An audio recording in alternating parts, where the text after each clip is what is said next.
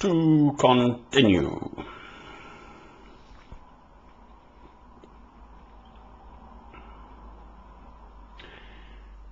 In general, the world is now awash with materialism. There's no time for God.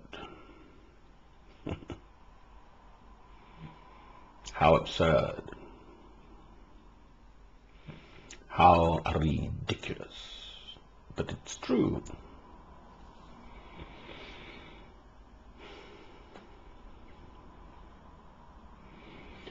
A house divided against itself will fall.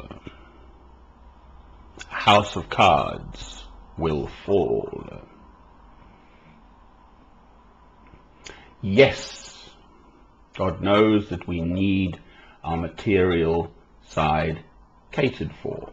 This has always been the case. But there is simply no question or shadow of a doubt that one has to put God first, at the center of one's very being. Before everything, before family, before friends, before one's very self, and certainly before material things. Whereas what we do in the West, particularly, quite apart from this financial crunch that's going on, there is the developing situation in the Middle East, with America at the head of it, but Britain also, talking up the potential for nuclear weapons to be used against Persia, Iran, obviously with Israel nearby. Who manufactures and sells all these weapons of mass destruction? America's the first, Russia second, Britain third, France fourth, China's kicking at number 5, and then actually Canada. What a surprise if people all around the world now use them. Why should America, because they have nuclear weapons, masquerade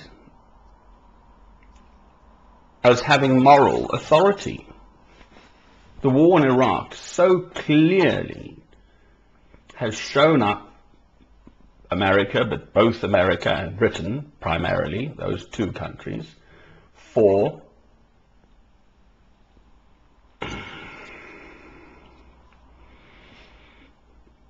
the evil nations, which they are, killing for oil. That's what it is about. 35% out of the world's oil comes from the Middle East. Saudi Arabia, obviously the biggest producer there. But Iraq and all the rest of the Gulf states and so on, Kuwait and so on, Qatar and Dubai and whatever. I mean, it's so obvious.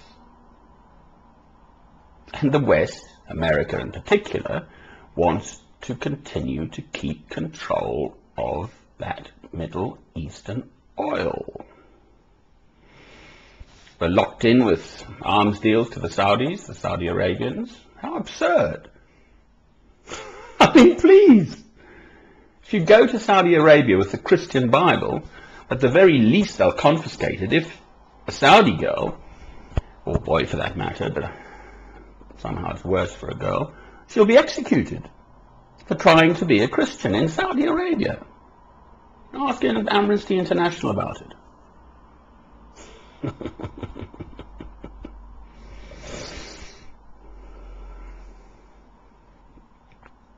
God knows. There's nothing hidden from God.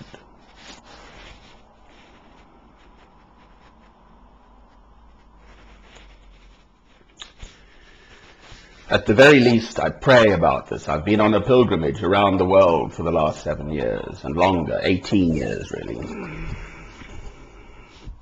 So I pray about it. I listen to the news. I take an interest in the world in which I live, and my sadness deepens, and anger, but primarily my sadness at mankind's folly.